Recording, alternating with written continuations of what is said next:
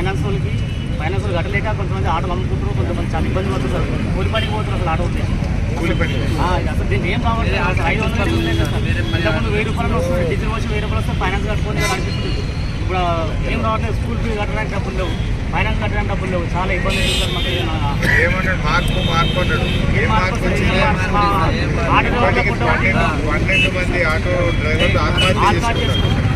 చివరికి ఆటోలు తీసుకుపోయి తగలబెట్టి ముందరే ఆటో నలగని దానివల్ల మాకు అసలు చాలా అంటే చాలా ఇబ్బంది.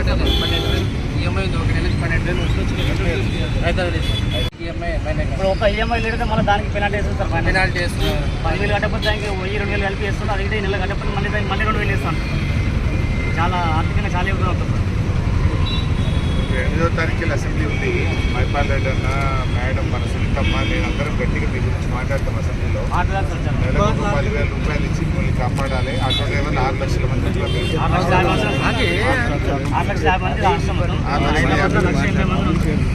6,50,000 రాష్ట్రం మొత్తం 6,50,000 మంది. హైదరాబాద్ దగ్గర పోయి అడిగినా కూడా కనిపిస్తారు, బస్సు మీద వెయిట్ చేస్తారు, అర్ధగంట కానీ బస్సు మీద వెయిట్ చేస్తారు, కానీ మా ఆటోలు ఎక్కుతలేరు.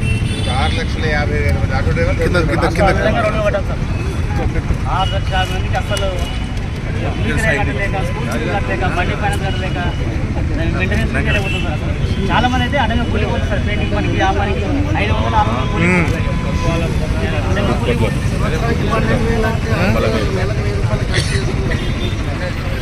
చాలా ప్రాబ్లం సార్. రోజు 500-1000 రూపాయలు ఇస్తారు సంవత్సరానికి.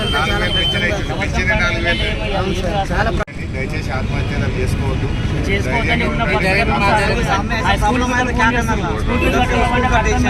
పిల్లలు ఇంటికి పంపించేస్తున్నారు. बच्चों का टेंशन, घर का टेंशन, उसका किराए का टेंशन, गाड़ी का फाइनेंस का टेंशन, तो आप क्या करता आदमी, किसके पास जाता? सुसाइड मत नहीं करना है. सुसाइड करे तो उसका ఆత్మహత్యలు చేసుకోకుండా आपके लिए लड़ेंगे. మీ గవర్నమెంట్ ప్రభుత్వం ఇప్పుడు చాలా మంది ऑटो वाले का कोई भी इशू नहीं आया अब तक भी. इसमें निकाल के देख लो, पूरा तेलंगाना में अभी तक भी नहीं आया. ये आप कल को आया केसीआर साहब तो ऑटो का टैक्स निकाल दिया.